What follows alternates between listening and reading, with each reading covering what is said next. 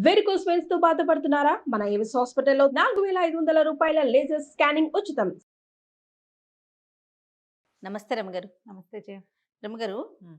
మనము దేవుడికి పూజ చేయటానికి పువ్వులు కొనుక్కుంటాం కదా! కొన్ని పెట్టి కొన్ని ఫ్రిడ్జ్‌లో దాచుకుంటాం. సాధారణంగా చేస్తా ఉంటాం. అయితే ఫ్రిడ్జ్‌లో అన్ని రకాల వస్తువులు పెట్టేస్తాం. వెజ్, నాన్ వెజ్, సగం పిల్లలున్నారంటే సగం కొరికినయి కూడా అందులోనే పెడుతూ ఉంటారు కదా! అదేమన్నా తప్పనిపిస్తుందా? తప్పంటారా?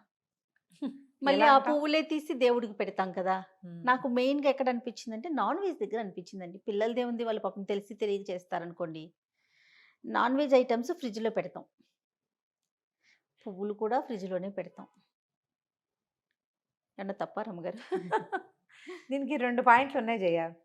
తప్పు అంటే పెట్టే వాళ్ళకి కష్టం తోస్తుంది. తప్పు లేదు అంటే అసలు ముట్టుకోని వాళ్ళకి ఒళ్ళు మండిపోతుంది. కదా! ఇవాళ రేపు ఇలాంటి పాయింట్లు తీసి నన్ను బాగా ఇరకాటంలో పెడుతున్నావు నువ్వు. ఇది నా పర్సనల్ సందేహం రమ్మగారు. నీకు తప్పనిపిస్తే మానేయచ్చుగా. అంతే. మానేయి. నీకేది తప్పనిపిస్తుందో నువ్వది మానేయి. తప్ప అని నన్ను అడగద్దు, తప్పు అని నాకు చెప్పద్దు.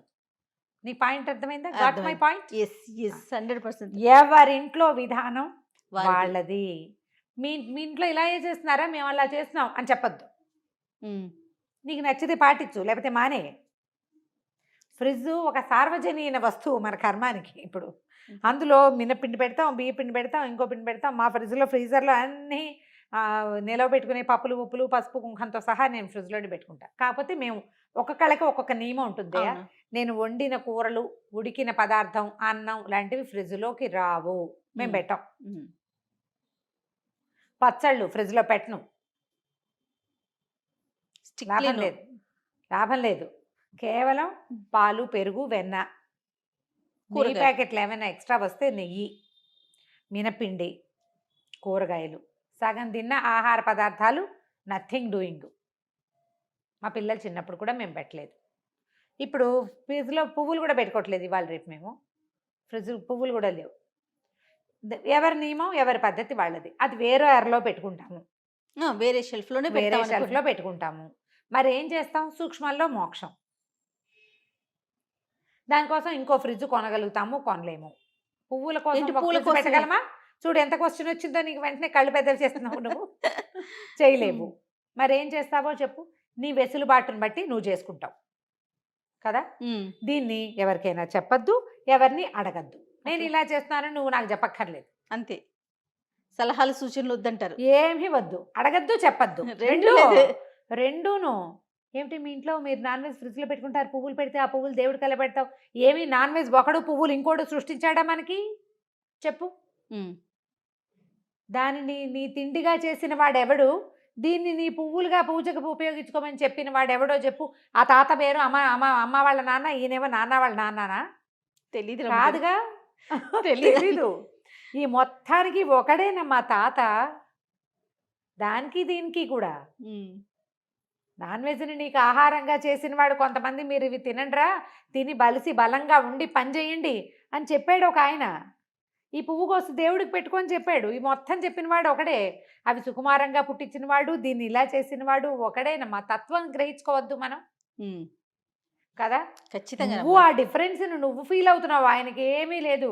పువ్వులు చేసిన చేత్తోనే విధాత లేడిని, లేకపోతే ఇంకో జంతువుని, ఇంకో దాన్ని సృష్టించాడు. చేశాడు. అదే చేయి. ఆ పువ్వుకి 2 పూటలే దాని జీవితం పెట్టాడు. ఇవాళ రేపు మనుషులు చేసుకుంటున్నారు పువ్వులు. గులాబీ పువ్వు నెల రోజులైందంటే టింగుమని అలాగే ఉంటుంది, ఏమీ అవ్వదు. అది సంవత్సరాల తరబడి పెద్దదవ్వదు, కూడా ఉండిపోతున్నాయి అది రమ్మగారు. పెద్దదవ్వదు, చిన్నదవ్వదు, రంగు మాయదు, వాసన రాదు, ఏమీ లేదు. కొయ్య ముక్కలాగా అట్లా ఉంటుంది. అవును. అది ఎండాల్సిందే, ఎండలో పెడితే ఏమీ అవ్వదు. లేకపోతే అట్లా ఫ్రిడ్జ్లో పెడితే వారం క్రితం పువ్వులు కూడా ఉంటాయి. మనుషులు చేస్తున్నారు. విధాత చేసిన పువ్వుకి ఇంకొంచెం అమెండ్మెంట్స్లు చేసి చేస్తున్నారు. ఈ ప్రశ్నలు అడగకూడదు జయ.